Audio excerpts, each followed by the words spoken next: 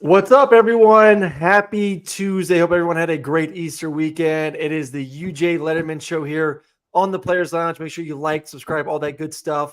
A ton of really good content coming out this week when it comes to Georgia. A lot of really good content at both Tennessee and Clemson as well. So make sure you go there, send it to your friends, even if you aren't a fan of Tennessee or not a fan of Clemson. Share it because the bigger all those channels grow, the more powerful TPL will be come next football season. That's going to be the goal. Also, check out our website at theplayerlounge.io. And then last little piece of news before we get into tonight's show, we will be having an event or two events at G-Day in about a week and a half, Friday night and Saturday. So make sure you go check that out. A bunch of Letterman and I guess not current. Some of the guys we'll be talking about tonight will be at the event. A couple of guys getting ready for the NFL draft. So make sure you check it out. Come hang out with us on Friday and Saturday in beautiful Athens, Georgia, as we get ready to go to G-Day. When is G-Day? G-Day's next weekend. Same damn weekend as the Masters. Oh, that's disrespectful. That's disrespectful. I want to get so the plan for the show tonight. Ben Jones in the middle, Nosha Moreno on the outside, Aaron Murray here, all former Lettermen at the University of Georgia. The goal of tonight, we're gonna talk about all the guys getting drafted at Georgia, kind of what we like, what we don't like, where we see them get drafted. Maybe what's a good situation, a good spot for them to be. Touch on a couple of national topics, maybe a couple of things dealing with the current team right now. But before we get into all that, let me ask y'all this question. Do you remember G-Days, the difference between when it was Masters weekend versus not Masters weekend? Couldn't tell you one thing about golf when I was in college. No, I'm not saying like you watching him. I'm saying like the atmosphere. Yeah. You can tell how many people's there. It's the Masters week.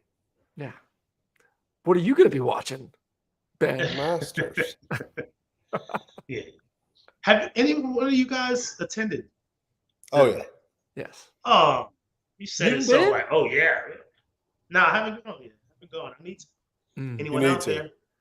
I'll be a +1. I'm with you. Hey, I got a buddy who invited me on Friday. He's a TPL member, and I was going to go with him. And then I'm actually going to be on the call for the Georgia game for ESPN.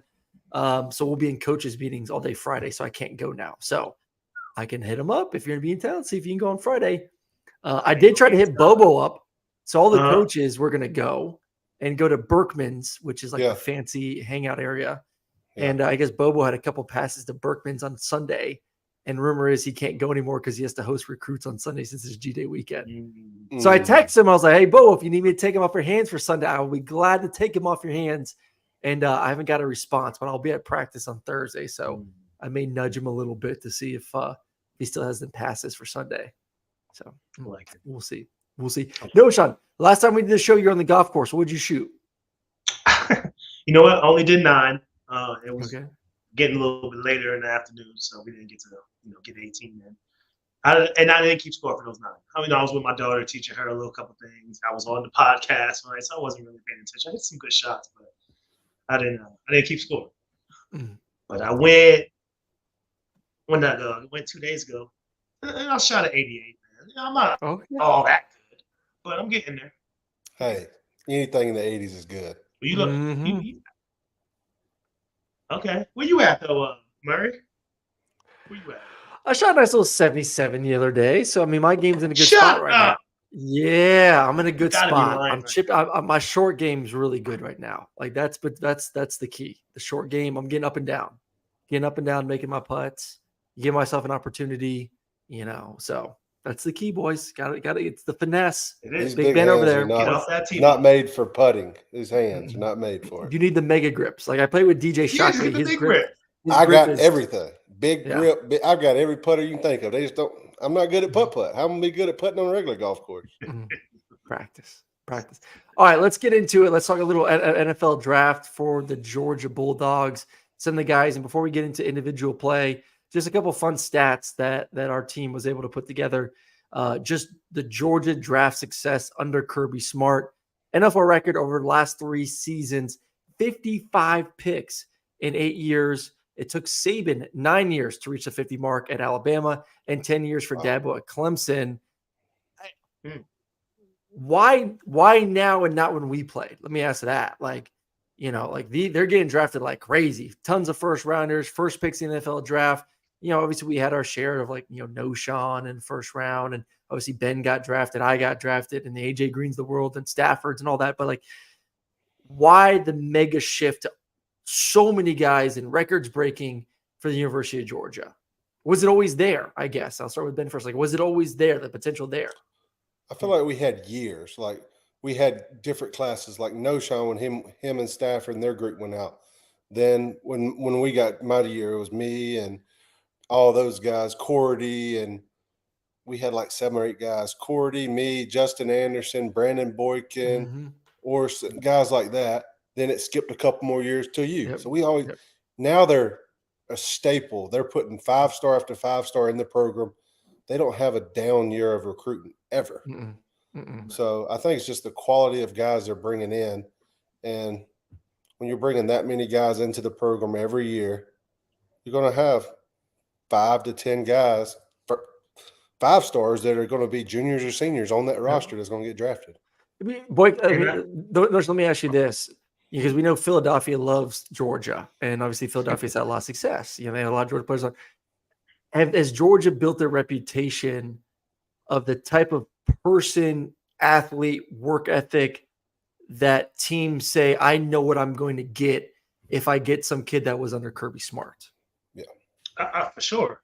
And I mean, everyone's attracted to winning at the end of the day. And when you put together seasons like Georgia has and won national championships, you're going to get a lot of eyes on you, and people want to be a part of it. They want to draft guys from teams that have success, right? So because obviously you're coachable, obviously you're good enough to play, and they want a piece of that, right? So I think that just comes with, the work that the guys put in, and then Kirby Smart putting the stats together and keeping this thing kind of going, right? So I think that plays a major part. And what also plays a major part in all this, I think, is the transfer portal, man. I mean, before you mentioned it, Ben, back then, my class, your class, Murray's class, you got those are just guys that are coming in, and staying, right? So that's probably why you have that fluctuation. But now, you like what Ben said, you got 5-stars coming in every year. So obviously those guys, they're good enough, and with Georgia's success, are going to be, looked at for that next level. So I think all that stuff kind of plays into a factor into all of it. I remember playing some guys in the NFL, like preparing for guys in the NFL, and they're like, "Oh, did you know so and so because you played against them in the SEC?" Or I'm drawing a blank, the defensive end that played at Buffalo, Khalil Mack. Like, do you remember Khalil Mack because you played against Buffalo? I'm like, I don't really remember him that well, and it's a little bit different, but somewhat similar to what I'm talking about when it comes to the success of the defensive players at Georgia getting drafted early. Like, there's some guys that get drafted early where they don't always flash on the tape when it comes to stats. They're not, all Americans maybe, or they're not having double-digit sacks, but all of a sudden Trayvon Walker gets, picked number 1 in the NFL draft. Like, things like that. Have you guys gone against guys that, that are superstars in the NFL that maybe were a part of a team similar to Georgia, where maybe they didn't have that kind of recognition in the college ranks? Like, how do you judge that? I guess I can start. No, it's interesting that you say that, because there are a lot of guys that, I mean, real quickly, I mean, the person that just jumped to my mind is Wesley Woodyard, played at Kentucky, middle linebacker. I don't necessarily remember playing against him at Kentucky, and we always tell stories, talking back and forth about that rivalry, about how those games went. And he would be like, "Man, you were jumping up every time and run to the huddle. We were trying to hold you down," like little stories like that, right? Where I didn't necessarily remember when I was playing, but of course, Wesley had a great career in the NFL, with special teams, and making his way onto the starting, linebacker position, and had a career, you know what I mean? So I think really it just comes down to the opportunities. If you can make it to that next level, obviously you can play, but once you get that opportunity, you got to do something with it. You can all play if you get to that level, but what can you do with it when you get that opportunity? And I think that's the main thing is guys take advantage of it when you get to the next level. And another thing, you can see a good player on film. You talked about guys that didn't get many reps. I don't need many reps. All I need is about 5. And I'm like, okay, I see something there. So that's probably what these guys are seeing at the next level when it comes to guys that aren't getting a lot of playing time, that you're like, you know what, he still can ball. Yeah, for me, it was going back to the South Carolinas when we were in college. They always had tons of talent, but really couldn't put it together. A Mm-hmm. lot of times they didn't really have an elite quarterback, but around that, they had good skill positions. Yep. Melvin Ingram, like Mm-hmm. he did a fake punt to the house on us. He played nose guard, three technique, in all in one game. Like, then he gets to the league and he's a stand up backer. I'm like, how athletic a guy is like that. And he really Mm-hmm. just, like, when we played him, I'm like, oh, this guy, he's a tweener. He really hasn't found a home. And then you have Gilmore on the other side. I'm like, yeah, he was Yeah. good, but they're elite in the NFL. And does it come down to coaching? Does it come down to the guys around them? Those guys really took the next step in the NFL. And back when we were coming out, I feel like the Chiefs were like big SEC teams. Like, Oh they yeah. drafted a hound of the them and the Mm-hmm. Bengals. It was Georgia, Bengals had a ton of Georgia LSU, guys. Alabama. They were Yeah. always all Georgia and SEC. Those two teams, they lived and died by those two in the SEC rosters. Make sure if you're in the chat, I know a lot of people watching both on Twitter and YouTube. Go and post your questions throughout. We'll be hitting them throughout the evening here. Connor, Aaron, did you stay in Kansas City long enough to practice with Mahomes? No, I missed Mahomes by 2 years, I think. 2 years. So did not get to do it, but obviously have a lot of buddies that were on Kansas City, and what an absolute freak. Absolute freak. Shoot. Houston was on Kansas City for a minute. Yep. I Yeah, remember Houston that. was. Mhm. When I was on Kansas City, we had Houston, we had Houston was there with Mahomes, Conley. Yeah, we Conley. had a bunch of Georgia guys. Yeah. And I Um, be saying that same thing now when it comes to the Broncos. I'm like, bro, if y'all don't just draft in the SEC and stop playing, like y'all don't have not one mhm. SEC guy. They did. They have the cornerback, and they had Judy. Judy from Alabama. So I mean, it did. But man, me personally, if I was able to do a job, it's gonna be half SEC. I'm sorry, I don't know. Mhm. I'd be biased.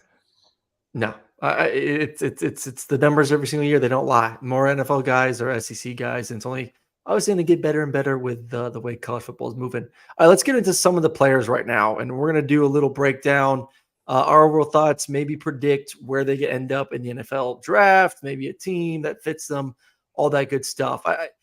I was thinking about asking you both, like, okay, who's going to be the first Georgia player off the board? And I was like, that's pretty stupid because, of course, it's going to be Brock Bowers. Might as well save the stupidity of asking the question. Brock Bowers will go first, but let me ask you like this: is Brock Bowers the best player in the NFL draft? Go ahead, man. You first. No, Sean, I didn't want that one. No, I can get it. Let me get it first. I'll get it first. I would not say he's the best player. Okay. I would reach and say maybe the second or third best player. Caleb Williams, man. There's a lot of talks about Caleb, and his game is pretty electric. You know what I mean? So I would maybe say that he's the best player, even though it's still stuff that he could work on. But it's just you kind of get that Patrick Mahomes feel when it comes to Williams and how he slings that thing around. So I would maybe give him the notch over Bowers, but I mean, come on. Bowers was right there behind all those guys. Or, I mean, you could argue and say before all those guys. So does he go to the top 5? Ben, does he go top 5, top 10? Pick? Yeah. I think he's top 10. Okay. Yeah, should. The thing is with me, like when you're looking, I'm talking to different GMs and scouts. They were like, if you look at the value, what a top receiver brings in that market is 25 to 30 million per year. And you're able to get these receivers for cheaper. So that's where you got to look at it. Like a top tier tight end's not making that much. So if you put him in the top 10, his fifth year options is higher than whatever your top, whatever. It's like really high for that. But that's why some guys like try to push him down just because they don't want to elevate that market. You can get a cheaper tight end, but if the Jets are sitting there at 10, they need to take him. But I know we classify, we want to put him in this box. And you brought up Melvin Ingram and all the tweener guys that kind of get moved around. We put him in this box like you're a tight end, you're a tight end. But like he is different. I mean, Brock Bowers is not just a tight end. He is a true receiver. He is that chess piece. He is that Travis Kelce guy that you could, put in the slot. You can move backside as an X. Like you can do so much with him. And I don't know, maybe because I saw it firsthand at Kansas City with the evolution of really the tight end position with Kelsey's second and third year of all the things you can do to manipulate a defense. He's not just a tight end. Does that change your mind at all? Well, like this guy is tight end / receiver / running back, Debo Samuel-esque, but can put his hand in the dirt and block. Yeah, when you're saying, hey, you got a Travis Kelce type player, wouldn't you take Travis in the top 10? Absolutely. I think he runs better than Travis. He's better with the ball in his hands. Travis is really good in space, trying to sit down. That's what he's good at. But I don't know, like to get a guy like Brock Bowers, I'm taking him. Like, no, I'm with you. Like, I'm saying, like, why not get him in the top 5? Like, Kyle Pitts went 4 to Atlanta. He's. I mean, no, is that top 5? I don't think that's out of the question there. I mean, I think the 5th pick is Chargers. No, if I'm not mistaken. I mean, they're somewhere around there, but they can use a tight end. They can use a receiver. They can use a lot of pieces. But tight end, a piece like Brock, I could see him going to the Chargers. The Bears sitting there at 8. I'm like, hey, throw one in there for him. Ooh. The Jets are at 10. Bears get Caleb at 1, and then they're at 9.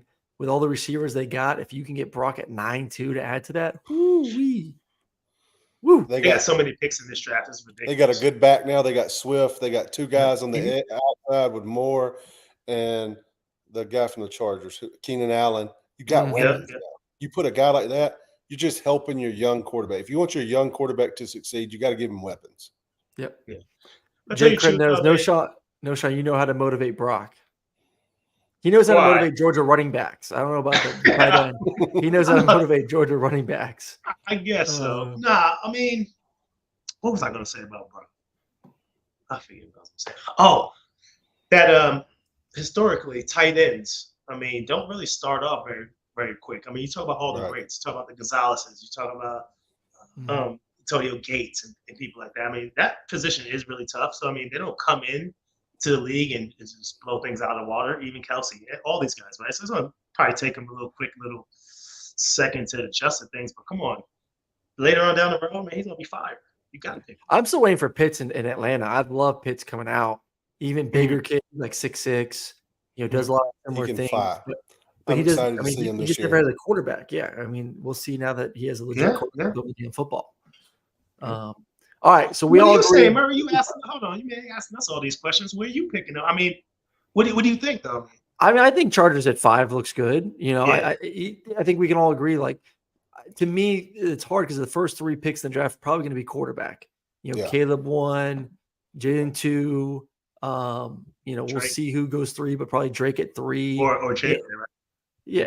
Yeah, maybe, but definitely 3 quarterbacks. All of a sudden, like the 3 are done. So then it just becomes like, can he go to Arizona at 4? Can he go to the Chargers at 5? I think Chargers at 5 is definitely a possibility. But definitely top 10 talent is going to be Brock Bowers. We'll just see if he goes that number 5 spot to the Chargers when it's all said and done. So that's the number 1 guy. That's the for sure first rounder. Georgia doesn't have as many potential first rounders they've had in previous years. Still a lot of guys that can get drafted. Maybe just not a lot that are going to be called on night 1. Another guy that I'm going to be keeping my eye on out for this draft is Ladd McConkey. 6 foot, 186, 40-yard dash, below 4.4, 10-yard split was 1.52. Good vertical, great broad. You gotta get some. Are we nervous about the? He does. You gotta get them pecs. Yeah, gotta get some more. 13 on the bench, but I guess all right. How nervous are you about the injuries though? If you're a GM, that's his only downfall. Yeah, like he can do everything else. That's what was hurting. That's why we didn't have him last year. It was back. It was ankle. If he's healthy, we felt his presence on the field when he was healthy. Yep. Are GMs scared because he's white now, Sean? Bro, come on, coach. I'm just asking. No. Heck no. Okay. Especially how he, performed and running his routes and things like that, bro. Because he was at the combine. I think I watched him at the combine. I'm not tripping. Yeah. He was and the way that he was running those routes and the way he looked out there, come on. I mean, smooth. I can see him dropping into the first late though. You know what I'm saying? Really? It's not out of the possibility. I think if he didn't have the injury issues, I could see that happening. I think there's 2 things that hurt Ladd. I think 1, injury, and 2, it is a really, really, really deep receiving class. You got Marvin Harrison Jr., you got Malik Neighbors, you got Adunze, you got too AD early, Mitchell, you got Brian Thomas, you got Xavier Legette, you got Xavier Worthy, you got Keon Coleman from Florida State, Ricky Purcell, Troy Franklin, Roman Wilson from Michigan. I mean, dude, there's so many talented receivers. So many. Where like you could get a Troy Franklin like in the second or third round and fill some other needs. Like I just don't think teams are going to be reaching for receivers in this draft is the problem. Okay, I can see that. Receiving tackles are deep in this draft. Yeah. I'm not like anyone else, man. Like you can't be afraid to pull that trigger, especially when you got a player like that. So, yeah. We'll see though. I mean, they did their due diligence. I mean, you guys been through the process. Like how much, because I came out with an ACL. So like I was on that table 24/7, just my knee being all pushed around, seeing the stability, all that stuff. Like talk about for the viewers listening right now, truly how much time is put into like the resources from these NFL teams when it comes to every little thing that they're checking off before they draft you, especially health. Ben. Yeah. For me, I never missed a game in Georgia. Then my first 9 years in the league, I didn't miss a game. So health wasn't a thing. That's for me pretty crazy. My health was never like an issue. I played through stuff. And so mine was, all right, can he play something besides center? Like, yes, I had the size, my arms were long enough, but I'd never done it in college. And when I got drafted, I started my first 3 years at guard, hadn't played a snap of guard since high school. And they were just like, all right, we can make him a guard and transition to center later. Can I ask you a question, Ben, when it comes to that? Because I feel like a lot of people think, or, you think you can just change a guy and put him anywhere on that line. Is it not like that for real when it comes to you guys? Like, could you play a left tackle, right tackle, you think? Me? Yeah. Or is it easy for guys to transition to I think it's depending on the system. Like for center, I feel like guard and tackle are more interchangeable. Like you could be a stud tackle in college and transition to be like an elite guard. Like it's going to come down to athletic ability, length, and stuff like that. Like say a Zach Martin. He was an All-American at tackle at Notre Dame. You move him inside, and he's probably one of the most dominant guards in the league for the Cowboys. So in the same way the Titans drafted Peter Skoronski last year in the top 10, played left tackle for Northwestern. He's one of those guys that's going to be at guard. He's going to be one of the elite guys down the road because it is like he's a little not as athletic as something. You want a dancing bear out there. You want a Mims at your tackle position. You want one of those freak athletes that you don't even have to worry about. When you're calling a pass, you have I don't need to slide over there. I don't need to chip. Those guys are special. If you can get one of those kind of guys, it makes your life easy because you can go double team Aaron Donald and double team somebody like that on the inside and not have to worry about your tackle. Okay. All right, let's get to the running backs real quick. I'm going to go running backs first, and then we'll get to Mims and some of the offensive linemen. Georgia has two running backs, Milton and Edwards, getting ready to hopefully hear their names at some point. It's kind of a weak running back class. I mean, we talk about the receivers being deep, tackles being deep. Running backs, they've gotten a lot of they have not gotten any love in the NFL. It's not a good running back class. Let's just be honest. The running back class sucks this year. Why do you say that? There's a lot of running backs out there. Tell me why you say that. It's not a good running back. There's not a guy in that draft class that will sniff the first round. Okay, that's fine. That's fine to say, but it doesn't mean that there's not no good backs out there. No, I'm not saying they're not good backs. I'm just saying there's not first round talent out there. Okay. There's no Bijan Robinson out there. No. Okay. There's no one like that. There's no one so that who's the first back off? Difference. Okay. Well, who's the first back off the You may get Jonathan Brooks from Texas, Trey Benson from Florida State. I like the Marshawn Lloyd kid from USC that went to USC. I thought he looked good early in the season. Of course. Those are kind of some of the top guys. Running backs are by committee now. In this draft, though, man. There's always a lot of running backs, but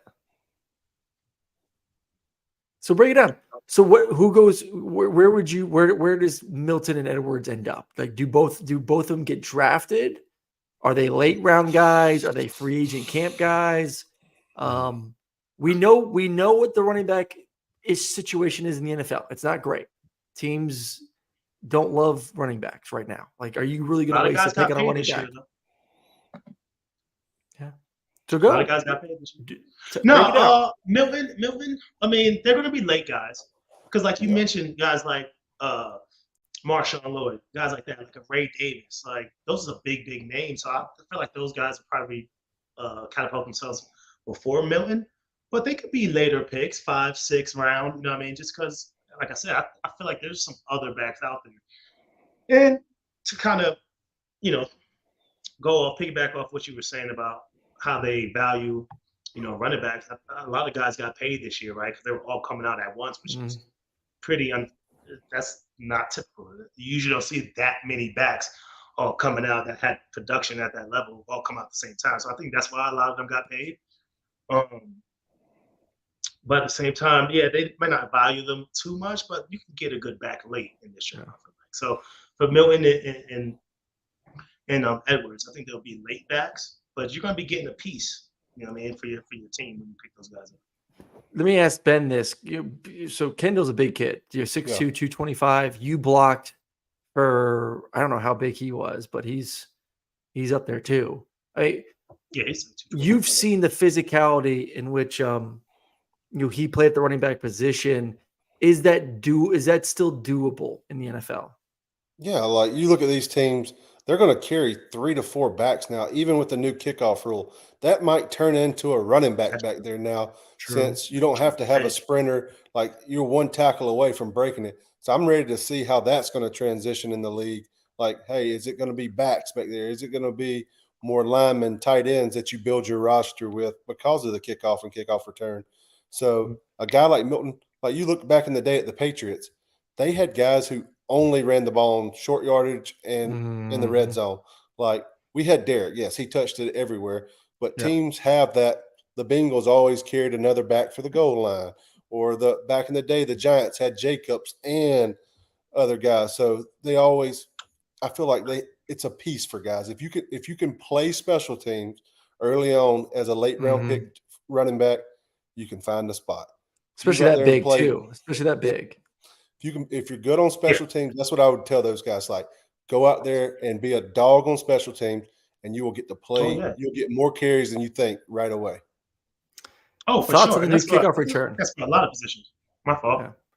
Thoughts that's on the for new a lot kickoff of return? as well. No, Sean, would you go back? Would you want to get some kickoff returns to the new rules? Yeah. I was doing it a little bit back then with the old rules. And once they put me on inactive, I guess. I was at one point. I was doing all that stuff. I was running down there on kickoffs. I'll do it all, man. It don't matter to me. Just put me on that field. But it is going to be interesting to see this year how that new kickoff rule, how it plays out. We'll see a lot of more returns, right? And like you said, man, imagine putting like a Tyreek Hill back there. You know what I mean? That he can get loose in these small little, little crevices, and he's not going to be getting banged up like that. You know what I mean? With the new system. So it's be interesting to see what they do.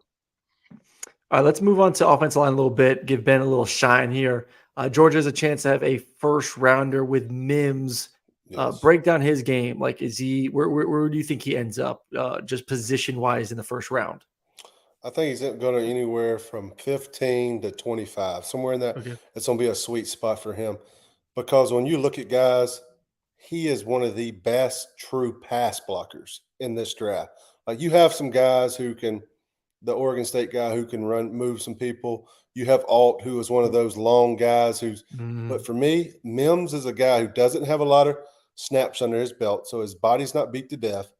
And watching him, any game he's in or in practice, he is an absolute stud. Like, you don't even have to worry about him over there. Like, no, he's not going to dominate a guy during the game on run blocking, but he gets the job done. Yeah. But pass blocking, elite. Like, he's one of those guys who are elite. Does Van Pran get drafted? You saw how he looked in the draft. Van Pran will be drafted. He's probably very similar to where I was. They gave me a second to a fourth round, and I think he's right there. Like, similar size. He's 6'4". My arms are a little longer. He's a little taller. We're about the same weight. He's a true center. Like, if a team needs a true center, like say a Dallas, their center just went to there. somebody who needs to come in, a guy right away, he's the guy that you would want to grab because he's a true center and he can play right away. Does I know this scared me a little bit. These big ass offensive linemen, Joe Alt 6'9", Mims Big 6. at the waist. I mean, they're just giants. No shot. Did you like a big offensive line in front of you? Did you not? Like, was there too big where you can't even see? Do they get in the way sometimes? Like, get the hell out of the way. Like, when you get in the huddle and you look up there, a bunch of 6'9" dudes. Like, what's going through your mind? Yeah, I like that. I like it all, bro. Because I mean, they're gonna show what they can do. They're gonna be some maulers, and don't get a guy that big with some feet on them that can move around. Right. We've had a lot of guys like that played at Georgia, man. So I love being in the huddle and being like the smallest guy in there. Like, let's go smack somebody. But I've been around a smaller offensive line too that mauls you and that can get to different double teams of that nature and get up to the next level on those linebackers, what you need them to do, right? So I love it all. I don't discriminate on none of that. Listen, you're putting your body in front of these guys to protect me, and I'm trying to get those yards, but we're family. I love them all. Hell yeah. Hell yeah.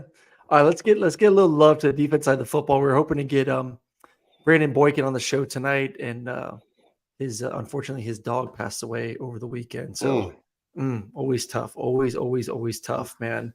Love those furry little friends that you have at home, for those that do have them at home. So we will be in charge of breaking down some of these defensive guys, and really the meat of it's in the secondary. Georgia's secondary was tremendous this year. Tyke at the nickel position, Bullard, who moved from nickel to the safety position, and then Kamari Lassiter on the outside. I want to start with Bullard first, because we talk about, Ben, the versatility of offensive linemen moving around. We talk about, guys being able to go play special teams. Bullard was incredible in the nickel spot. Then he goes and plays safety this past year and looked really, really good. I like him. I like all three a lot.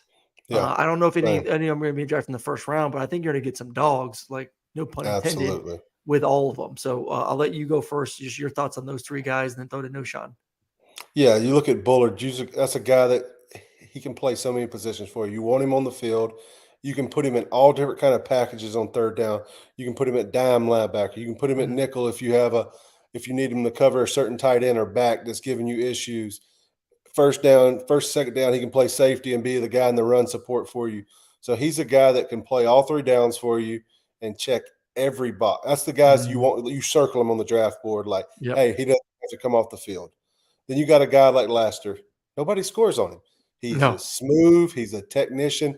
You don't always have to be the fastest guy on the field to play corner. It's about angles. It's about technique. It's about using your hands. You look at some of the best guys in the league, like Revis back in the day. Like, he wasn't a burner. He used his technique. He used his hands. He stayed in his back pedal. Those guys were elite because they trusted their fundamentals and technique, and they were the best at it. He's one of those guys that pop off it like that. He's a fundamentalist. He's a technician. Then you got Tyke, who's just a freak athlete also. Yeah. Like, he can play inside out, whatever you want him. You like athletes. Like, for me, I'm thinking Bullard, like, the Eagles jump off the map for him. You can use him multiple ways. Like, send him on to the second round to the Eagles, and he'll be right at home with all his other dogs. Noshawn, which one do you like the best of all three? Listen, I mean, they all play different positions a little bit. Obviously, Tyke and Javon were both nickels. Yeah. Kamari's a true corner on the outside of the three. Is there one that kind of jumps off to you a little bit more? And it also just hit on the fact that, like, Georgia DBs, Kirby Smart, that's his baby, similar to, like, kind of, don't be taking it out what Nick Saban said. All right, go. No, you do a great job, especially with you, because I was gonna say that, because, like, not one over the other jumps out at me, but like what Ben was saying, man, you can put those guys in different positions and they can, be successful, and that all comes down to the technique, like we said. Of course, they're great athletes, but that technique, they make sure they're doing the right things. And because Kirby Smart was on that side of the ball, he's gonna have the boys right, make sure they do the right things. So that's what I was gonna say about that. But yeah, not one jumps out out on the page over the other one, but you're going to get some special guys. And yeah, they might not be first round, talent right now, or believed to be, but you're getting really, really great players. So. Yeah, I like all of them. And I'm like what Ben said too, like Kamari, man, on the outside. I remember I talked to Champ about this too a year ago, and Champ was just raving about him. Just the way he played the position reminded him of kind of the way he tried to play the position. Very almost old school-esque, with that physicality. So I think all three are home runs. I think all three, just knowing their personalities, knowing who they are, their work ethic, and then what they did on the field, I think all three could have really, really long careers in the NFL. And I think all three will be able to play on special teams, which will continue to hit. Like if you're not a first-round guy, you're second and on, you better be willing to sacrifice and play special teams. And I think that's why teams do like drafting Georgia players, because they know they're going to get a guy that's going to show up into the facility and grind his butt off and try to, like Noshan's been saying this whole time, find a way on the field one way or the other. Whether that's offense, defense, or special teams, you just got to get on the field if you want to get paid. One last guy I do want to hit real quick before we sign off for the night. Rosemy Jack Saint. Great, good size, long arms, big hands, 10-inch hands, nice vertical.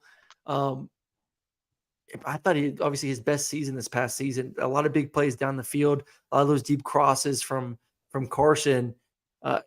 Drafted, for sure drafted. Where do you guys see him? 4 through 6, somewhere around there? No, Sean?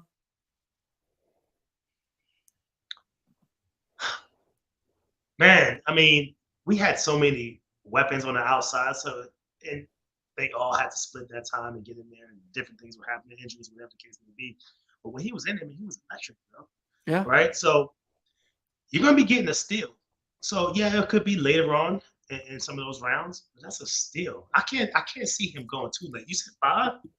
Well, I think it goes back to what I talked about earlier with like it's such a deep receiving class where you may get like the big guys gone early, but you may see like a little bit of a break for like end of the first through like part of the second where receivers may not be going off the board, and then bam, all of a sudden third round starts, and that's when it starts picking up against. Like you just may see a little bit of a 15 to 25 picks without a receiver, and that just knocks obviously everyone down. Like he's in that, that third tier, if tier 2 gets pushed back around, that's why I kind of feel like 4 through 6 is kind of a sweet spot for him. Okay. Yeah. I'm with you on that. I'm with you from that range. Yeah. The receiver class is so deep this year. And tough. That's the thing. Teams are going to benefit from this draft. They're going to be able to get good talent late in the draft at receiver and O-line. And that's positions that you need. Yeah, running backs are always drafted last now, so you can get a good running back in the 6th round. No shot. I know. And listen, you hit it right, brother. You hit it right. You played running back at the prime time, and it's all been down since Noshan's left the NFL. Tim Collins, I'm going to start a GoFundMe to hire an Uber driver to pick up Ben for the TPL tailgate. He's the one we haven't met in person yet. We'll get Ben to a game. I think Ben is maybe officially retired. How much weight are you down, Ben? 24. Okay. You trying to get low? What you trying to get to, bro? I'm just trying to walk, work out, and eat like a bird right now. And I guess it is turkey season, so I could eat like a turkey. There you go. So Ben may be officially retired, so maybe we'll get him to a Georgia game next year. Yeah, I'll come see y'all. I'm trying to get abs, man. Come on, you don't need abs. Abs, but I've been big since I was born. That's what I'm saying. I couldn't tell you the last time. I've been 300 since I was 14. Ben's got one big ass ab. No, Sean, you come to G Day? Not if we talk about Masters. But then you go to the Masters on Friday. G Day will be on Friday, Saturday. Man, I mean, goodness gracious, what I have like a couple days is this weekend, right, or next? No, it's next weekend. Next weekend. Oh, okay. Yeah, you got time to plan. You got time to plan. Okay. Let us know. Let me know so I can hit my boy up and see if we can get you to the Masters on Friday. All right. Hey, amazing. It is the best experience ever, Noshan. Yes. It's like Disneyland of golf. I bet. You bring $40 and you can eat and drink more than you could ever do in your lifetime. Those barbecue sandwiches. Ooh. You got to try one of everything. See, you talk about losing weight, and now he over here. That's why I can't go. I don't need to go. I'll go there and I'll gain 20 pounds in a weekend. All right. Well, I'm going to let you two go. Appreciate everyone that jumped in. Had a lot of a lot of fans watching on, I guess we call it X now. I'm so old, I still call it Twitter. Twitter, X, YouTube, all that good stuff. Has some really good shows coming out later on this week when it comes to the Georgia front. A lot of Tennessee, Clemson, all those universities, and a couple more in the works. We get some big calls this week. So fingers crossed that the TPL team continues to grow heading into the football season. So like, subscribe, share with all your friends at Tennessee and Clemson as we build those channels and those out on the platform. And we will see you guys probably post-spring game with our reaction to how the Dogs look there at G-Day. And we will catch you next time. Go Dogs. Go Dogs.